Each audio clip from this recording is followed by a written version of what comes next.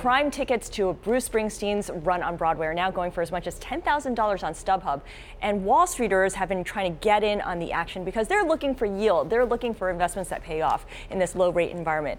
But a couple of big name guys, including Paul Tudor Jones and Michael Dell, have not done very well with this. Sure, yeah, it's funny. Springsteen kind of always makes the headlines because his shows are so popular. But the ticket world, the resale ticket world, especially on the broker side, is a fairly shady industry. And there's very little regulation, which is how you get folks like Michael Dell and John Paul Tudor, guys who are looking for a profit. They can get suckered into this pretty easily. There's just no regulation, there's no transparency, it's totally opaque.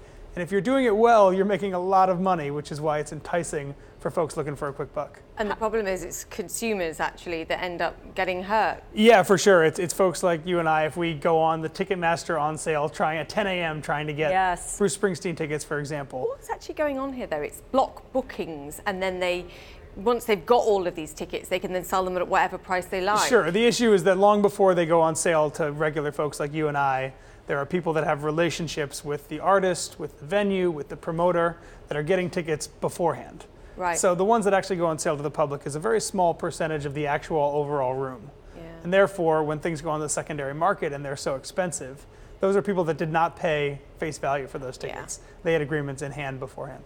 You know, it seems pretty amazing to me that individuals such as Paul Tudor Jones, Michael Dell, and perhaps there was also another investor, Doug Parton at Brigade Capital Management, that they're somehow getting snookered into these schemes, perhaps for the return that Scarlett was talking about. But it also seems that there's some celebrity sizzle here that causes them to take off the actually put the blinders on. Absolutely, and go forward. yeah. What is that this about? This is a relationship that is it's all relationship based. Yeah, talk about emotion, too. So if you have a guy that appears in social media photos, appears at parties, seems to be pretty well connected, it's a lot easier to believe, oh, I bet you he does have access to 30 tickets to every Adele show. You know, if you see them around and they have these relationships socially, you think, oh, maybe they do have these relationships professionally as well.